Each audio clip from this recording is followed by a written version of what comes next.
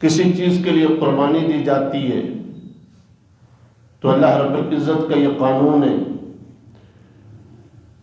کہ اللہ پاک قربانی دینے والے کی محنت کو برابر کرتے ہیں، اسے رنگ لگاتے ہیں۔ اگر کوئی دنیاوی محنت کرتا ہے تو اللہ اسے دنیا عطا کر دیتے ہیں، کوئی آخرت کی محنت کرتا ہے اللہ اسے آخرت دے دیتے ہیں۔ اور اللہ کے حبیب صلی اللہ علیہ وسلم کی یہ محنت، مشقت ساری کی ساری اللہ کے لیے تھی کہ اعلان نبوت فرمایا تو اپنے بیگانے ہو گئے، وہ جو کل تک چاہنے والے تھے، تعریفیں کرنے والے تھے، وہ سب دشمن بن گئے، اپنی برادری والے سارے غیر بن گئے، ہر ایک نے آپ کے راستے میں کانٹے بچھانے شروع کر دیے۔ آپ صلی اللہ علیہ وسلم اللہ کا نام لے کے جدھر نکلتے اللہ کی توحید کا، اللہ کی وحدانیت کا علم بلند کرتے ہیں تو ہر طرف آپ صلی اللہ علیہ وسلم کو دشمن ہی دشمن نظر آتے ہیں۔ ان دشمنوں میں جس وقت چند خوش نصیب لوگ جن کے مقدروں میں اللہ نے ہدایت لکھی تھی وہ آپ صلی اللہ علیہ وسلم کی طرف آتے ہیں تو قریش والوں کو یہ برداشت نہ ہوا کہ لوگ حضور کی طرف متوجہ ہوں، حضور کا کلمہ پڑھیں، اپنے باپ دادا کا دین چھوڑ دیں۔ یہ چیز جو بتوں کے مجاور تھے، بتوں کے پجاری تھے، ان کے لیے بڑی معیوب بنی، حتیٰ کہ سب نے مل کے مشورہ کیا کہ ایسا کرتے ہیں نعوذ باللہ محمد صلی اللہ علیہ وسلم کو شہید کر دیتے ہیں۔ جناب ابو طالب کو یہ بات پتہ چلتی ہے، ابو طالب اپنی ساری فیملی کو اکٹھا کرتے ہیں، جتنے بھی بنو عبد المطلب تھے، یعنی عبد المطلب کی اولاد ہے، ان سب کو اکٹھا کرتے ہیں اور کہتے ہیں بھائی یہ قریش والے اور دوسرے لوگ مکہ والے پروگرام بنا رہے ہیں، محمد ہمارا بھتیجا ہے، ہم نے اس کا ساتھ دینا ہے۔ جس وقت قریش والوں کو یہ پتہ چلا کہ ابو طالب ڈال بن رہے ہیں اور محمد صلی اللہ علیہ وسلم کے دفاع کے لیے اپنی فیملی کو اکٹھا کر رہے ہیں تو انہوں نے پیترا بدلا اور ایک اور شک سامنے کر دی۔ یہ میں واقعی معراج کا پس منظر بیان کر رہا ہوں۔ کہنے کہ ایسا کرتے ہیں پھر ابو طالب سے بھی اور محمد صلی اللہ علیہ وسلم کے جتنے ماننے والے، محمد صلی اللہ علیہ وسلم کا ساتھ دینے والے، ان سب سے سوشل بائیکاٹ کر دیتے ہیں۔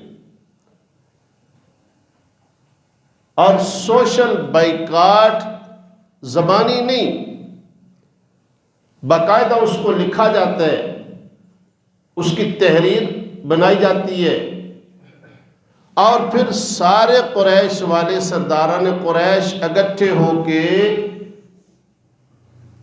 منصور بن اکرمہ سے کہتے ہیں اس کو لکھو، اس کو وہ لکھتا ہے اور باقاعدہ تحریر بنا کے اس تحریر کو بیت اللہ کے اندر نصب کر دیا جاتا ہے، چسپاں کر دیا جاتا ہے،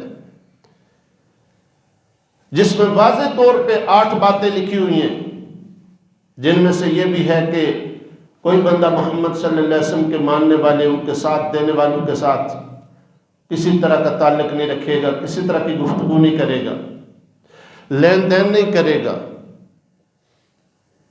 جو لین دین کرے گا یا کسی قسم کا تعلق رکھے گا اس سے سختی سے نمٹا جائے گا، حتیٰ کہ کسی دکان پہ محمد صلی اللہ علیہ وسلم یا آپ کا چاہنے والا، ماننے والا کوئی جائے گا، وہاں سے سودا صرف بھی کوئی اسے نہیں دے گا۔ مزید اس کو سخت کرنے کے لیے کہا جاتا ہے کہ محمد صلی اللہ علیہ وسلم اور محمد صلی اللہ علیہ وسلم کے ماننے والوں کو مکہ سے نکال کے ہم شیب ابی طالب جو گھاٹی ہے اس میں بھیج دیتے ہیں، تاکہ ان کا کوئی بندہ ہمارے بندوں کے ساتھ رابطہ ہی نہ کرے، نہ ہمارا کوئی آدمی ان سے رابطہ کرے۔ اب خود سوچئے کہ جو ساری کائنات کی جان ہے، جن کے لیے اس کائنات کو بنایا گیا، جو ساری کائنات کے امام ہیں، آج مکہ کی دھرتی پہ ان کے لیے اتنا سخت قانون کیوں بنایا جا رہا ہے؟ اس لیے کہ صرف اپنے رب کا نام لیتے ہیں، لوگوں کو اللہ کی طرف بلاتے ہیں۔ اب یہ چند لوگ جن میں حضور کے چند صحابہ، حضور صلی اللہ علیہ وسلم خود اور آپ کے قبیلے کے کچھ لوگ بشمول ابو طالب کے وہاں گھاٹی میں چلے جاتے ہیں۔ اب وہ جو خوراک وغیرہ لے کے گئے تھے، چند دنوں میں وہ انتظام تو سارا ختم ہو جاتا ہے۔ اس کے بعد حضرت سعد ابن ابی وقاص رضی اللہ تعالیٰ عنہ فرماتے ہیں، اللہ کی قسم کئی دن گزر جاتے تھے، ہمیں کھانے کے لیے درختوں کے پتے تک بھی نہیں ملتے تھے۔ اب صحابہ میں سے کوئی صحابی دور دراز کہیں سے کوئی قافلہ آتے دیکھتا، پیسے لے کے جاتا، ان سے کچھ لوں گا۔ ابو لہب بدبخت آگے بڑھ کے پہلے سے چلا جاتا ہے اور قافلے والوں کو منع کر دیتا ہے کہ محمد صلی اللہ علیہ وسلم کے ماننے والوں کو کچھ بھی نہیں دینا۔ خود سوچئے کہ کیا گزرتا ہوگا کملی والے کے اوپر اور کملی والے کے صحابہ پہ، آپ کا ساتھ دینے والوں پہ، کہ جس وقت نہ کھانے کے لیے کچھ ہے نہ پینے کے لیے، اور بچے رات کو بلکتے روتے، جن کی آواز پہاڑوں سے ٹکراتی ہے، اور مکہ والے قریش والے یہ سن کے ہنستے ہیں، مذاق اڑاتے ہیں، دیکھو بڑے رب کے ماننے والے آئے، نعوذ باللہ۔ اب یہ 1-2 دن کی بات نہیں تھی، 1-2 ہفتوں کی بات نہیں تھی، تقریباً 3 سال تک یہ بائیکاٹ کیا جاتا ہے۔ اب حضور نبی رحمت صلی اللہ علیہ وسلم کو اس بائیکاٹ سے اللہ رب العزت جس وقت نکالتے ہیں،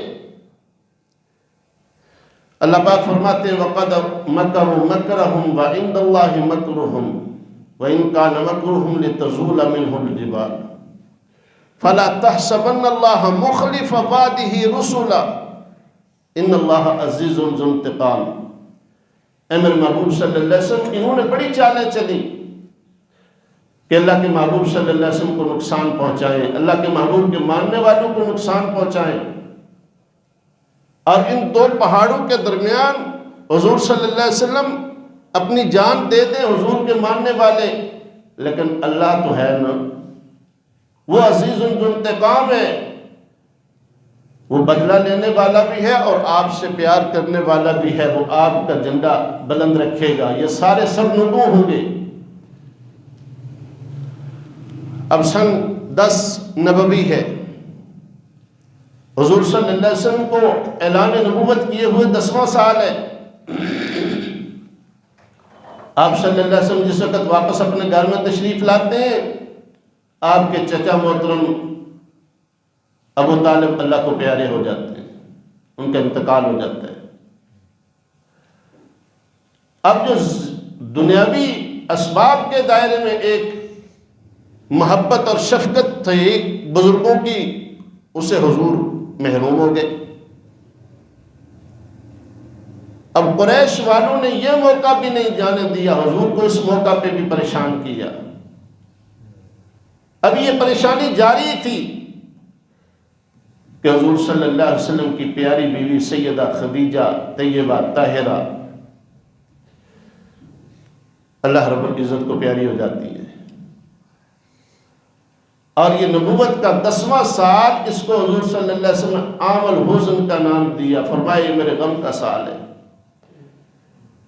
شیب ابی طالب کا غم، پھر اپنے چچا محترم کی جدائی کا غم، اور پھر سیدہ خدیجہ رضی اللہ تعالی عنہا کی جدائی کا غم، کہ یہ سیدہ خدیجہ وہ تھی کہ جو ہر مرحلے میں حضور کو آ کے دلاسا دیتی، حضور صلی اللہ علیہ وسلم کا سر انور اپنی مبارک گود میں رکھتی، اپنی انگلیوں سے حضور کی مبارک زلفوں میں کنگھی دیتی اور کہتی یا رسول اللہ، اللہ آپ کے ساتھ ہے، پریشان نہ ہو، یہ دن آزمائش کے یہ گزر جائیں گے، اللہ آپ کا بول بالا کریں گے، کفار کا منہ اللہ کالا کریں گے، کیوں پریشان ہوتے ہیں؟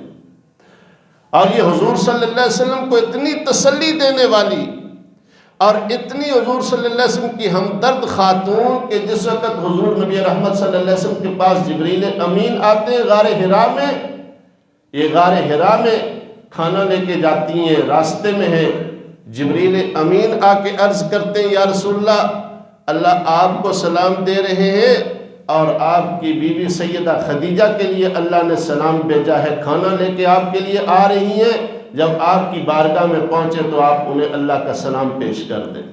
سبحان اللہ۔ تو کتنی عظمتوں والی یہ خاتون ہے، یہ بھی اللہ کو پیاری ہو جاتی ہیں۔ اب حضور نبی رحمت صلی اللہ علیہ وسلم کے باہر تسلی دینے والا چچا بھی نہیں، گھر میں تسلی دینے والی بیوی بھی نہیں، حضور گھر کی چار دیواری کو دیکھتے ہیں تو آپ صلی اللہ علیہ وسلم کا دل مغموم ہوتا ہے، باہر نکلنا کم کر دیا، حتیٰ کہ آپ صلی اللہ علیہ وسلم پھر مکہ والوں سے کبیدہ خاطر ہو کے آپ طائف کا سفر کرتے ہیں کہ طائف والوں کو دعوت اسلام دوں گا، کلمہ توحید ان کے سامنے پیش کروں گا۔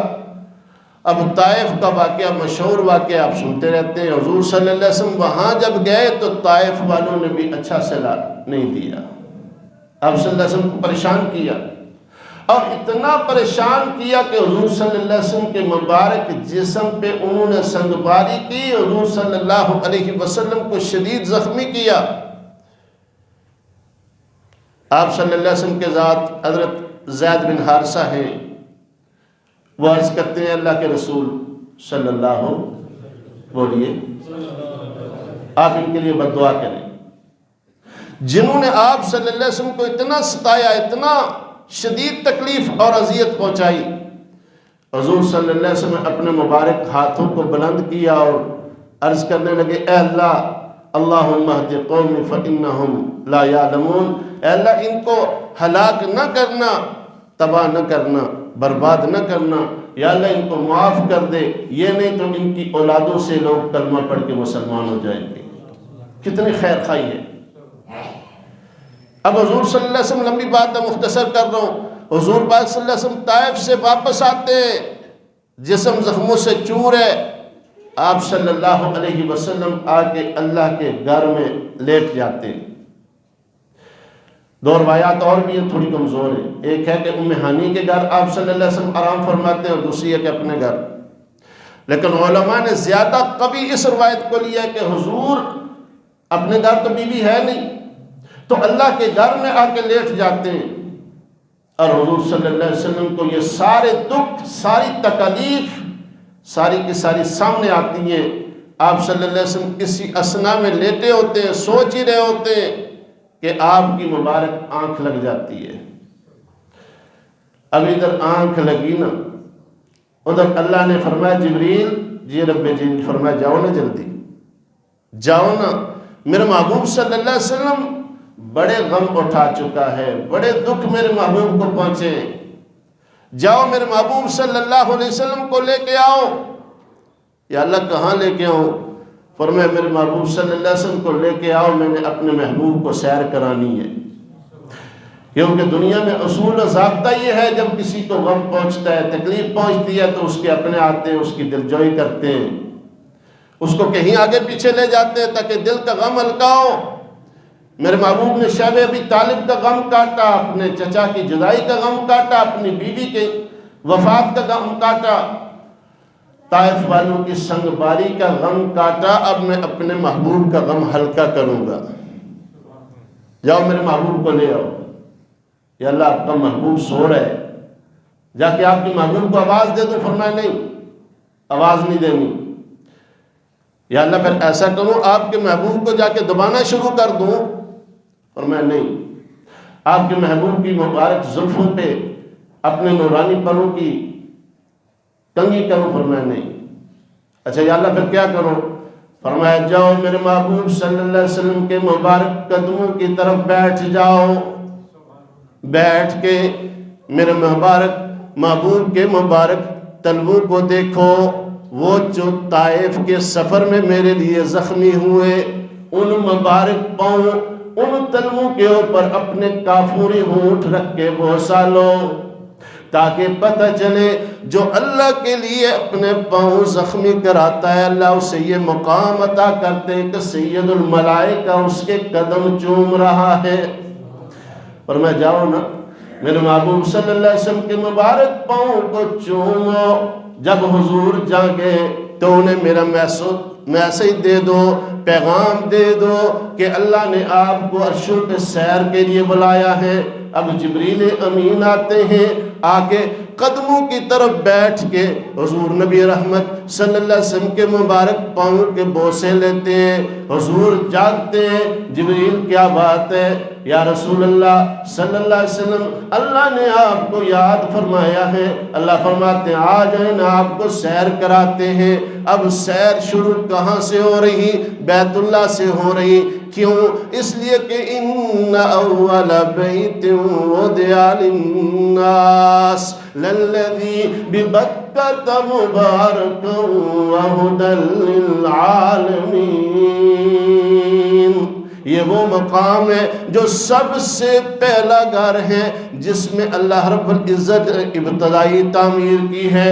فرمایا آؤ نا آج میرے محبوب کو ابتدا سے اٹھاؤ، سب سے زیادہ انتہا پہ میرا عرش ہے، اس کے بعد کا کوئی اور ذکر نہیں آتا، آگے مخلوق ختم ہے۔ فرمایا اس اول گھر سے اٹھا کے، اول مقام سے اٹھا کے سب سے اونچے مقام تک لے کے آؤ۔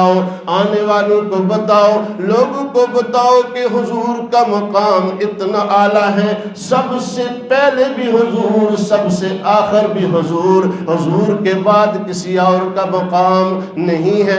جس طرح عرش معلیٰ پہ مقامات ختم ہو جاتے ہیں، اسی طرح حضور پہ رسالت و نبوت ختم ہو جاتی ہیں۔ اب حضور کے بعد کوئی اور نبی نہیں، کوئی اور مقام ہی نہیں ہے کہ کسی کو دیا جائے۔ اب جبریل امین حضور نبی رحمت صلی اللہ علیہ وسلم کو یہاں سے اٹھاتے ہیں، بیر زمزم پہ لے جاتے ہیں۔ اب زمزم کے کنویں کے اوپر جا کے حضور نبی رحمت صلی اللہ علیہ وسلم کا مبارک سینہ چاک کیا جاتا ہے، آپ صلی اللہ علیہ وسلم کا مبارک دل نکالا جاتا ہے۔ حضرت جبریل امین جنت سے ایک سونے کا تھال لاتے ہیں جس میں آپ کا مبارک دل رکھ کے حضور فرماتے ہیں میں خود دیکھ رہا ہوں، میرا دل نکالا گیا، میرا سینہ چاک کیا گیا، وہ سارا منظر میں خود دیکھ رہا ہوں۔ فرمایا وہ میرا دل دھونے کے بعد جبریل امین پھر دل اسی مقام پہ رکھ لیتے ہیں، پھر سینے کو ہاتھ مارتے ہیں اپنا نورانی، اور پھر سینہ اسی طرح جڑ جاتا ہے۔ اب حضور نبی رحمت صلی اللہ علیہ وسلم کے سامنے ایک سواری پیش کی جاتی ہے جس سواری کا نام براق ہے۔ اب حضور سے فرمایا جاتا ہے یا رسول اللہ ایسا کیجئے اس پہ بیٹھیے، اور پروٹوکول کتنا ہے، روایات میں آتے ہیں سیرت النبی صلی اللہ علیہ وسلم اٹھائیے، سیرت مصطفیٰ اٹھائیے، ضیاء النبی اٹھائیے، ابن حشام اٹھائیے، سیرت کی کوئی بھی آپ کتاب اٹھائیں گے، حضور نبی رحمت صلی اللہ علیہ وسلم کے سامنے جو سواری پیش کی جاتی ہے اس کی مہار اللہ اکبر میکائیل نے پکڑی ہوئی ہے، اور اس کا جو کچاوا ہے، اس کی جو زین ہے وہ جبریل امین نے پکڑی ہوئی ہے۔ ادب کی وجہ سے پیش کرتے سواری، یا رسول اللہ اس پہ بیٹھیے نا، اس پہ بیٹھیے نا۔ حضور اس پہ تشریف فرما ہوتے ہیں، اللہ اکبر، وہ براق جوم جاتا ہے اپنے نصیبے پہ۔ حضور فرماتے ہیں جہاں میری نگاہ پڑتی ہے وہاں اس براق کا قدم پڑتا ہے۔ براق برق سے نکلا ہے، برق کہتے ہیں بجلی کو، تو جیسے سوئچ آن کرتے ہیں تو لائٹ فوراً آن ہو جاتی ہے، ایسے ہی جہاں حضور نبی رحمت صلی اللہ علیہ وسلم کی مبارک نگاہ پڑتی ہے وہاں اس کا قدم پڑتا ہے۔ حضور صلی اللہ علیہ وسلم فرماتے ہیں ایک جگہ آئی جہاں بہت ساری کھجوریں ہیں، بہت سارے درخت ہیں، جبریل امین عرض کرنے لگے یا رسول اللہ یہاں اتریں، کیوں اتروں؟ کہا اس وجہ سے کہ یہاں اتر کے آپ نماز پڑھے کہ یہ آپ کی جائے ہجرت ہے، آپ نے یہاں ہجرت کر کے آنا ہے۔ حضور نبی رحمت صلی اللہ علیہ وسلم وہاں اترے، نماز پڑھی، پھر آگے حضور صلی اللہ علیہ وسلم گئے، 5 ایسے مقامات مختلف جن پہ حضور نے نماز پڑھی، پھر آپ صلی اللہ علیہ وسلم فرمایا میں گیا، میں نے دیکھا مسجد اقصیٰ میں بہت ساری نورانی ہستیاں ہیں، بہت ساری نورانی مکھڑے والے لوگ بیٹھے ہیں۔ ارے جبریل یہ کون لوگ ہیں؟ یا رسول اللہ صلی اللہ علیہ وسلم یہ 1,00,000 کم و بیش 24,000 انبیاء کرام آپ کے استقبال کے لیے آئے ہیں۔ اللہ نے سارے نبیوں کا اجتماع آج کیا ہے، سارے نبیوں کو اکٹھا کیا ہے، اب سارے کے سارے نبی موجود ہیں، حضور تشریف لائے، سب نے ادب کیا، حضور صلی اللہ علیہ وسلم سے تعارف ہوا، پھر جبریل امین نے اذان پڑھی، یا رسول اللہ صلی اللہ علیہ وسلم آپ جماعت کرائیں، حضور کا مبارک ہاتھ پکڑا، آگے کیا اور آپ صلی اللہ علیہ وسلم نے جماعت کرائی، 1,00,000 کم و بیش 24,000 انبیاء نے آپ کے پیچھے نماز پڑھی، آپ کو امام الانبیاء والمرسلین کا خطاب دیا گیا۔ پھر جبریل امین نے آپ کے سامنے ایک تخت پیش کیا جسے رف کہتے ہیں۔ اب حضور نبی رحمت صلی اللہ علیہ وسلم سے فرمایا گیا یا رسول اللہ صلی اللہ علیہ وسلم اس پہ آپ تشریف رکھیے۔ بہت سارے واقعات میں بیچ میں سے شارٹ کر رہا ہوں کیونکہ وقت بہت مختصر ہے۔ آپ صلی اللہ علیہ وسلم اس پہ بیٹھتے، پہلا آسمان، دوسرا آسمان، تیسرا، حتیٰ کہ 7 آسمانوں سے اوپر آپ صلی اللہ علیہ وسلم چلے جاتے۔ جس وقت آپ سدرہ پہ پہنچتے ہیں جبریل امین رک جاتے ہیں۔ اب نورانی ہے نا، سید الملائکہ ہے، فرشتوں کا سردار ہے، یا رسول اللہ اس سے آگے میں نہیں جا سکتا، کیوں؟ اس سے آگے بال برابر بھی جاؤں تو میرے سارے پر جل جاتے ہیں۔ حضور فرماتے آگے سے مجھے آواز آئی ادن منی، محبوب قریب آ جاؤ اور قریب آ جاؤ، حتیٰ کہ عرش پہ اللہ نے بلا لیا۔ اب جس وقت عرشوں پہ میں گیا میرے رب نے فرمایا محبوب فرش زمین سے اٹھے ہو، سیر کرتے ہوئے اتنے اونچے آ گئے ہو، اب میرے عرش پہ آ گئے ہو، بتاؤ نا کیا تحفہ لے کے آئے ہو؟ کوئی گفٹ، کوئی تحفہ بھی لائے ہو؟ اب حضور نبی رحمت صلی اللہ علیہ وسلم فوراً اتحیات کی شکل میں بیٹھتے اور عرض کرتے التحیات للہ والصلوات والطیبات۔ اللہ اکبر! یہ کتنا خوش نصیب ہے مسلمان کہ حضور نبی رحمت صلی اللہ علیہ وسلم معراج پہ عرشوں پہ جا کے جو تحفے پیش کرتے اللہ نے اس کو عطا کر دیے۔ ہر نماز میں یہ پڑھتا ہے التحیات للہ والصلوات والطیبات۔ یا اللہ تمام میری بدنی عبادتیں، تمام میری قولی عبادتیں، تمام میری مالی عبادتیں تیرے ہی لیے ہیں۔ یا اللہ یہ سارے تحفے لے کے آیا ہوں کہ میں محمد جتنی عبادتیں کروں گا، جس قسم کی عبادتیں کروں گا وہ ساری کی ساری تیرے لیے۔ قل ان صلاتی و نسکی و محیای و مماتی للہ رب العالمین۔ اے اللہ سب کچھ، میری نماز، قربانی، مالی، جانی، بدنی، ساری عبادتیں کس کے لیے؟ تیرے لیے۔ اللہ رب العزت نے فوراً فرمایا السلام علیکہ ایہا النبی ورحمت اللہ وبرکاتہ۔ محبوب تو نے 3 تحفے دیے، بدنی، قولی، مالی عبادتیں، میری طرف سے بھی 3 تحفے لے لو۔ میری طرف سے تجھ پہ ہمیشہ سلامتیاں ہوں، میری طرف سے تیرے لیے رحمتیں ہوں، تیرے لیے برکتیں ہوں۔ محبوب جہاں تو جائے وہاں بھی سلامتیاں، وہاں بھی رحمتیں، برکتیں ہوں۔ اب روایات میں آتا ہے حضور خاموش ہیں، اللہ نے پوچھا محبوب کیوں تحفہ پسند نہیں آیا؟ یا اللہ جی تحفہ تو بڑا خوبصورت ہے، پسند آیا، لیکن میرے غلاموں کا کیا بنے گا؟ وہ جو مکہ میں تڑپتے چھوڑ آیا ہوں، وہ جو قیامت تک آنے والے غلام ہیں تڑپتے رہیں گے۔ میرے اور آپ کے پیارے محبوب صلی اللہ علیہ وسلم اپنے غلاموں کو عرش بری پہ بھی جا کے نہیں بھولے۔ آج کا جہلم کا بندہ باہر چلا جائے نا تو اپنے ملک کو بھول جاتا ہے، کہتا ہے وہاں کی ہر چیز بڑی اچھی ہے بھائی، پھر گاؤں میں جانا بھی گوارا نہیں کرتا، کہتا ہے سٹی ہاؤسنگ میں گھر بناتے ہیں بھائی، اچھی جگہ بناتے ہیں۔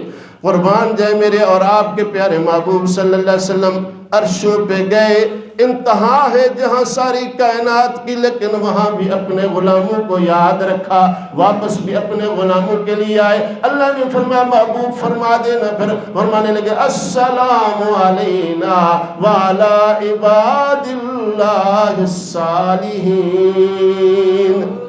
کہہ دیجئے سبحان اللہ، یا اللہ مجھ پہ بھی سلامتیاں ہوں اور قیامت تک آنے والے میرے سارے غلاموں کو سلامتیاں ملتی رہیں۔ اب اتنا اونچا گئے، کوئی اعتراض کرنے والا اعتراض کرے گا، اللہ نے جواب دے دیا، فرمایا میرا محبوب خود اتنا اونچا سیر پہ نہیں گیا۔ سبحان الذی اسرا بعبدہ لیلا من المسجد الحرام الی المسجد الاقصی، لوگوں میرے محبوب کو جو لے گیا وہ سبحان ہے۔ یہ سیر کرانے والا کون ہے؟ سبحان ہے۔ اور سبحان کسے کہتے ہیں؟ جہاں ساری کی ساری مخلوق کی طاقتیں ختم ہو جاتی ہیں، وہاں سے جو طاقت شروع ہوتی ہے اسے کہتے ہیں سبحان۔ اسے کیا کہتے ہیں؟ اسی لیے نماز میں اور آپ کیا کہتے ہیں؟ سبحانک اللہم، اے اللہ تیرے ہی لیے ساری حمدیں، تعریفیں تیرے ہی لیے، کیوں؟ ساری کی ساری طاقتوں کا مالک تو ہے۔ تو اللہ فرماتے ہیں ہر کائنات والوں یہ نہ سوچنا کہ تھوڑی سی دیر میں، تھوڑے سے لمحے میں کس طرح اللہ کا محبوب اتنی سیر کر گیا، مسجد حرام سے مسجد اقصیٰ تک، اور پھر مسجد اقصیٰ سے ساتوں آسمانوں سے اوپر عرش بری تک۔ فرمایا اس لیے کہ میں اپنے محبوب کو خود لے گیا، اور میری شان کیا؟ سبحان، ساری طاقتوں کا مالک میں۔ اللہ رب العزت کو توفیق دے تو اگلے جمعے اس سے آگے عرض کروں گا۔ اللہ ہم سب کو معراج النبی کا جتنا سبق ہے اس کو حاصل کرنے، اس پہ عمل کرنے کی توفیق عطا فرمائے۔ وما علینا الا البلاغ۔